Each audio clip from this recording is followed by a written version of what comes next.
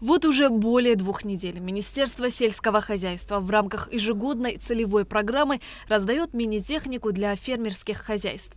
На этом этапе ее получили 8 участников проекта. Среди них Сухумский кафедральный собор Благовещения Пресвятой Богородицы.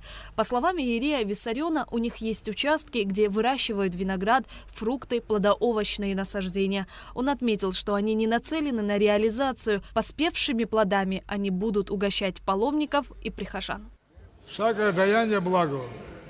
И вот государство сегодня, которое передает нашему народу, и в том числе и церкви, трактор, это та сила, которая необходима роду человеческому. Это молитва и труд. Молиться, трудиться, жить. Жить для того, чтобы иметь все в достатке. Сельское хозяйство требует постоянного внимания и усердного труда. Предоставленные мини-тракторы предназначены для использования в малых фермерских хозяйствах, на приусадебных участках, личном, подсобном и домашнем хозяйстве. Их использование позволит увеличить производительность, сократить затраты на труд. Мы обратились в Министерство сельского хозяйства, нам выделили, помогли. Будем обрабатывать земли, у нас и фрукты есть, фрукты будем поля открывать. Спасибо всему Минсельхозу за внимание, за помощь.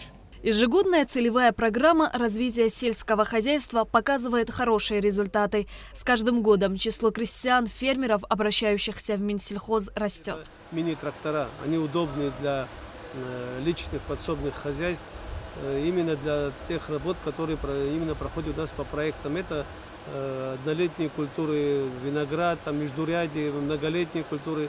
То есть на всех тех участках, где мы оказываем помощь, вот эта техника будет иметь очень незаменимую пользу. И в этом году мы сейчас подготовили отчет о проделанной работе за 2 года. Там указано, сколько территорий мы освоили, земельных участков, новых земельных. Там же указано, сколько рабочих мест мы создали, сколько самозанятых людей, населения. И все это, исходя из этого, будем просить у руководства, президента, правительства для указания в бюджете большей суммы.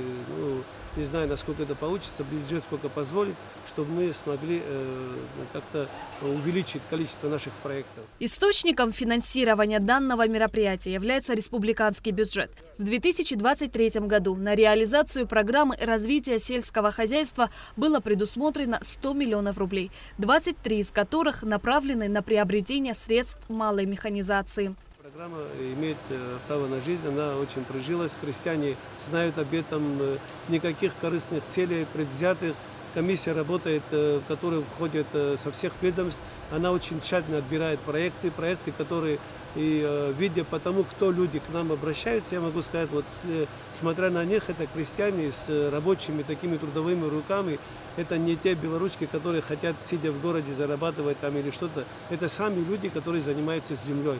И это имеет большой успех. Я могу так вот с гордостью сказать, что эта программа небольшая, но она очень перспективная. Программа Минсельхоза, направленная на развитие сельского хозяйства, работает в республике с 2021 года. За это время при поддержке государства реализованы проекты по растениеводству, скотоводству, птицеводству, рыбоводству, переработке фруктов и многим другим направлениям.